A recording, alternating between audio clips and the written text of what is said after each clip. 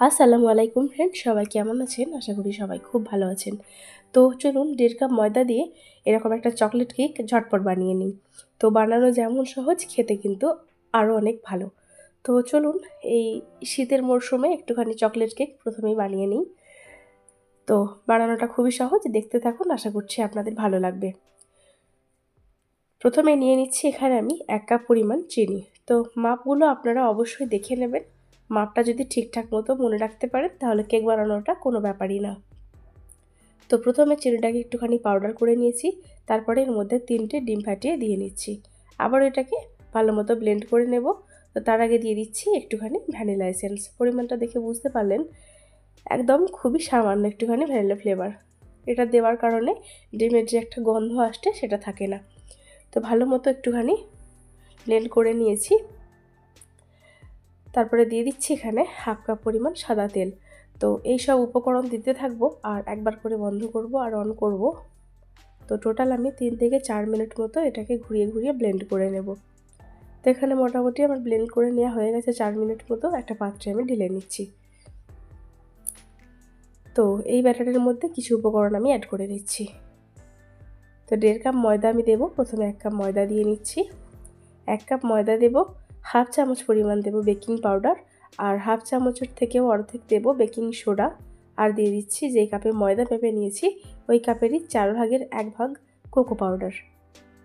তো প্রথমে একটুখানি চেলে নিচ্ছি, তারপর আমি আবারও 1/2 কাপ পরিমাণ ময়দা অ্যাড করে নেব। তো এই যে দেওয়া হয়ে গেল আমার টোটাল 1.5 কাপ পরিমাণ ময়দা। তো সব উপকরণগুলোর পরিমাপগুলো একটুখানি মনে রাখবেন, তাহলে কেক বানানো কিন্তু খুবই সোজা। তো একটা হ্যান্ড হুইস্কির সাহায্যে আমি এভাবে একদিকে ঘুরিয়ে ঘুরিয়েই এই ব্যাটারটাকে খুব ভালোভাবে রেডি করে নেব। তো এখন মোটামুটি ব্যাটারটা খুব ভালো মতো আমার রেডি হয়ে গেছে। তো আপনারা দেখে বুঝতে পারছেন এর ঘনত্বটা কতটা বা কীরকম একটা ঘন হয়েছে ব্যাটারটা। তো এই পরিমাপ দিয়ে একবার বানিয়ে দেখুন, কেকটা কিন্তু চকলেট কেক একদম পারফেক্টভাবে বাড়িতেই বানিয়ে নিতে পারবেন। তো বাটার পেপারের পরিবর্তে একটা সাদা পেজ নিয়েছি, এই মোল্ডের শেপে কেটে নিয়ে অল্প একটুখানি তেল ব্রাশ করে নিয়েছি। তারপরে আমি যে ব্যাটারটা বানিয়ে রেখেছি সেটা একটু ওপর থেকে এইভাবে মোল্ডের মধ্যে নিয়ে নিতে হবে, যাতে করে এর মধ্যে থাকা এয়ার বাবলসগুলো ভালো মতো বেরিয়ে যায়।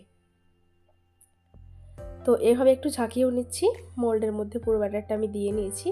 তো দেখুন মোল্ডের মধ্যে ব্যাটারটা কিন্তু খুবই অল্প আছে, এটা কিন্তু ফুলে একদম পুরো ভর্তি হয়ে যাবে মোল্ডটা। তো 15 মিনিট আগে আমি মিডিয়াম ফ্লেমে একটা হাঁড়িতে করে একটা স্ট্যান্ড বসিয়েছি আর কিছুটা পরিমাণ বালি একদম 15 মিনিট ধরে মিডিয়াম ফ্লেমে গরম করে নিয়েছি।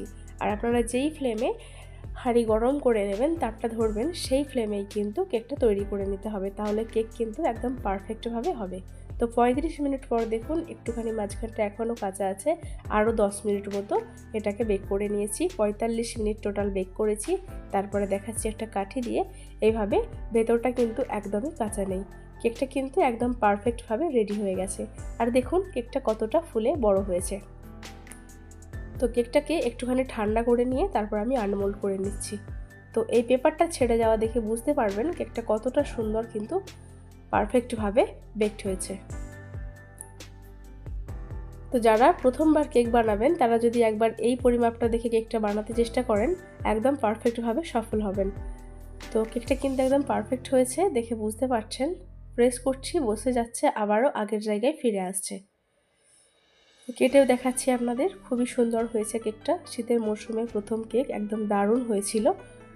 আর ভেতরটা দেখুন একদম জালি জালি সুন্দর একটা দেখতে লাগছে, খেতেও খুবই সুন্দর। তো চকলেট কেক আজকের মতো আমার রেডি হয়ে গেল। তো এই ছিল আমার আজকের রেসিপি। কেমন লাগলো আপনাদের কাছে? খুবই সহজ একটা রেসিপি আপনাদের সাথে শেয়ার করেছি। যদি ভালো লেগে থাকে অবশ্যই একটা লাইক কমেন্ট শেয়ার করে দেবেন, আর চেষ্টা করবেন আমার চ্যানেলটা সাবস্ক্রাইব করে নিয়ে পাশে থাকার, আর ভিডিওগুলো সবার সাথে শেয়ার করে নেওয়ার।